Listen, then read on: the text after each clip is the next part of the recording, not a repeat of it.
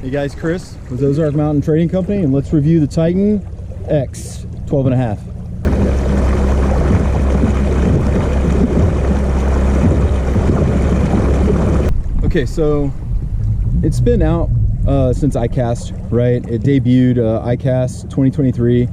So Greg Blanchard did an awesome walkthrough with it. I think we've seen Jordan Lee on it also. Don't know when you're watching this video right now, but so this is what my thoughts are on it after a day on the water with it. There's some nuances to this. So a couple of truths to speak to right now. This does have a Newport motor on it. Okay, so some of what we're going to talk about is how this works with a Newport, right? Okay, what it does, and then what are some of the things that you gain by having the Newport on it, or a rear motor, and some of the things that you lose too. So let's start out with the front of the boat. Okay, so first off, obviously, natives really listen to us as anglers. I think that before you even get really on top of everything in the boat, there are a couple things that you need to probably realize if you're a buyer for the TitanX. So it's probably in the Premier line. Okay, if you're looking into kayak fishing, they definitely designed this boat with the kayak tournament angler in mind. We'll kind of get into that. But what I would also say is that this is completely decked out to make that guy comfortable on the water for a full 8 hours or for a full weekend, depending upon what he's doing. Native took steps to make sure that there were pre-drilled holes, options for mounting for different accessories. We'll get on it. You'll see that there's plenty of rail track on there to put on anything that you want to put on. But so starting at the front of the boat, okay, it is the pre-drilled here, right, for a bow mounted trolling motor. I know a lot of us like to use that XI3 or some of your other spot lock options. This is essentially what that's designed to be there for, right?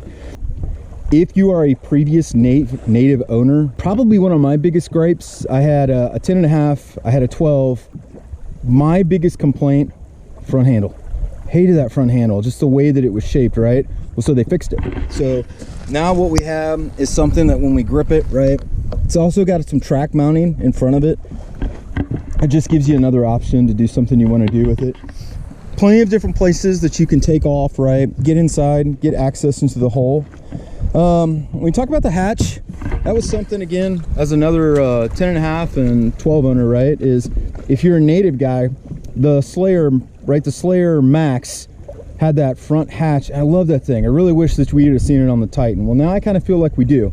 So this, right, pops up. You get a couple of the stuff there. Like, I've got stuff in here. It shows you just kind of how big it is. There's not a whole lot of room inside of here. What you can see is that this is a compartment that you can use to strap down some stuff. Also, remove this, get access into the inside there. Kind of same thing here. Did this up on purpose, just kind of leave some junk in here. This will come out, okay, give you some inner access. Okay, you kind of see down in there, we'll get to it, some PVC tubes for your rod storage. I kind of want to start with where the pedal drive is at right now, and then we'll kind of move back from the boat and then talk about and I'll take the pedal drive out so you can like see it, what it looks like if the pedal drive is down. So first off here, your track mounts right here. When this stuff is installed, there's a bar mount that is on the market. I think we've seen a couple of those now. This will clear, right? So as you pedal, okay, it'll clear, right, whatever you're trying to fit up there. I know that if you're a GoPro guy, you're a kayak angler, and you like to shoot your own stuff, it's going to be a great place to put maybe one of your, you know what I mean, the GoPro booms. Or I'm probably going to end up putting my fish finder up there, because I want to keep my gunnels and stuff. I want to kind of keep that clean so I can bring in fish from either side of the boat. So lots of track space. We kind of talked about that before. Propel drive didn't change.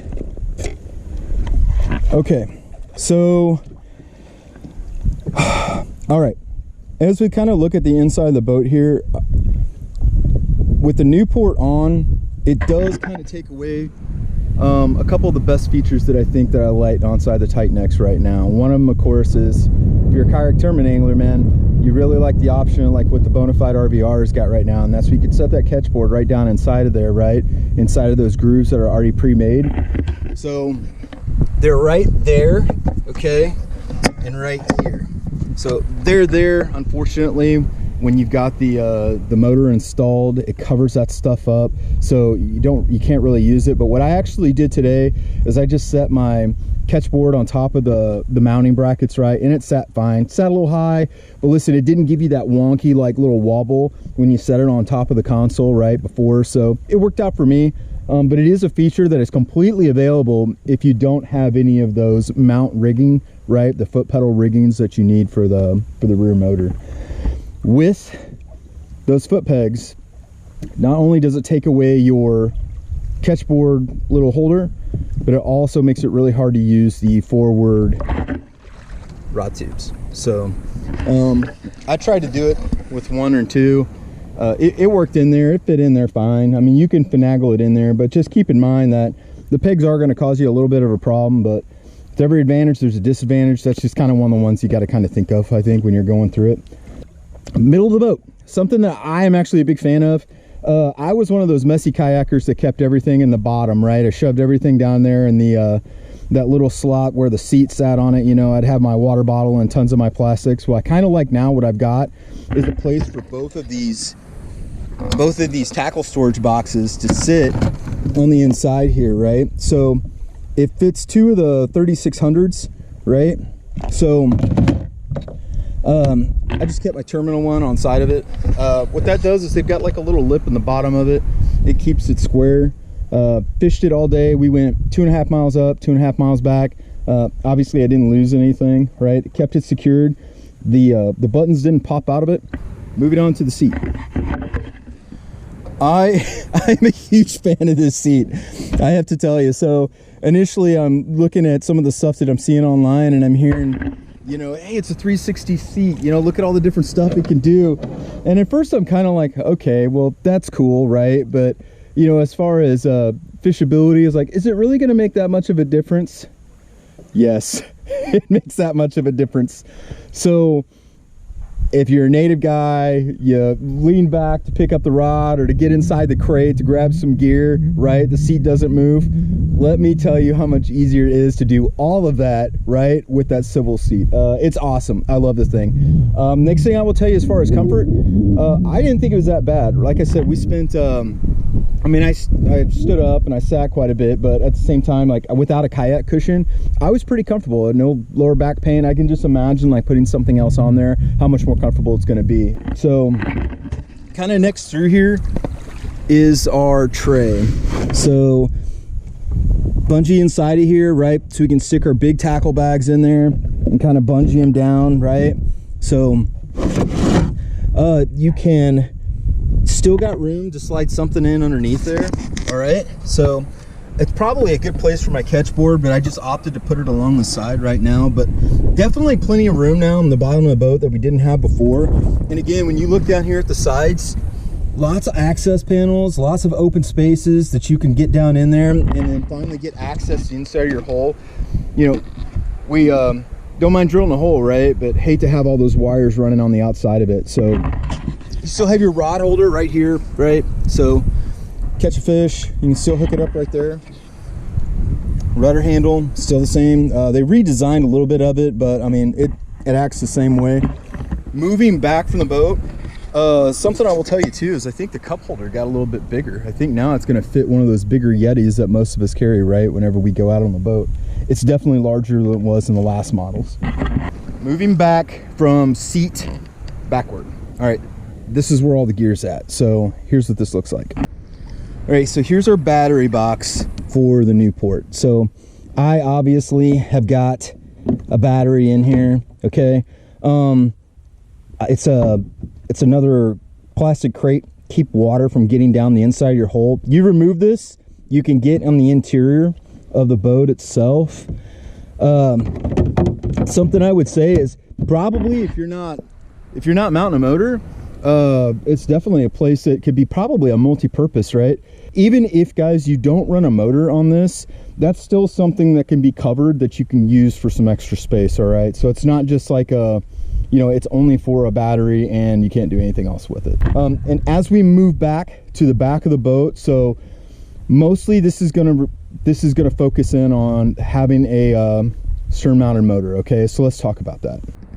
Okay, so obviously, right, the Native X is set up, right, to have the pre-drilled holes, right, if you wanted to run a stern motor, right, and also variable locations for a power pole setup, right. Lots of access to get in the back of the boat if you need to. So the way that the design is down here and below, the wires are designed to run underneath your crate, okay, or your black pack. It comes right out the other side to me, right. I've got my I've just got the outside mounted cord all the way out here just so we could have something that we could actually talk about, but it comes all the way out. All right, my gear fits fine in there, there's no problem with it. More scuppers back here, and then obviously the motor mounted in back. So inside here, right, tubing that'll hook us up to this, right, they go all the way up to the front pedals there. All right, same story, right, as they're hooked up right there.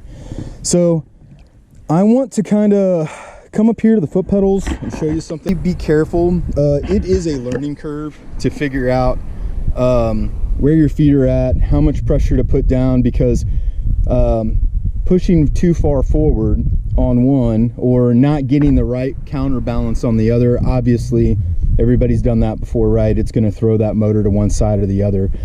I did both today. So what I actually did was I used the foot pedals down there, right? I didn't spend a lot of time on the foot pedals, like to put them exactly where I wanted to, but between steering with the Newport with the foot pedals and actually steering with the rudder, I found both of them worked. Okay, so if you had a question on that, you could do one or the other, and I did it both ways. I did it in different scenarios and done some different things with it.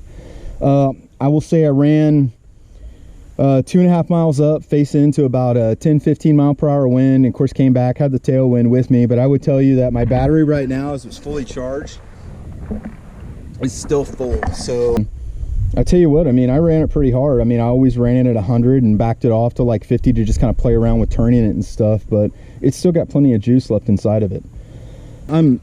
I'm a big fan of the boat. I actually, when I was at ICAST when they debuted it, and I kept walking by it, and I'd spend time with it, shot a couple pictures of it so I could take it home, because of course they had it rigged up.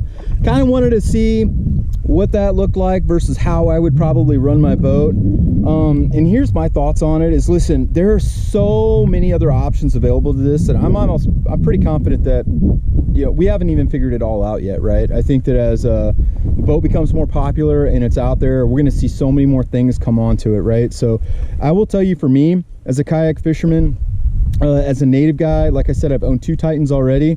This is the same as a lot of the other members in the Titan family. Great stability, right? Never felt like I was gonna kick off, right, or I was gonna flip my boat. Stood up several times today and fish. I'm a big fan of it. I think that once you get this, even with some of the little bitty nuances that we kind of talked about that change some things, the more you add some of that equipment and the gear, I would say that when you make this boat your own, and you've got to find a different place to store something, you're not going to be upset about this. This is a heavy boat. Gotta be honest about that, right?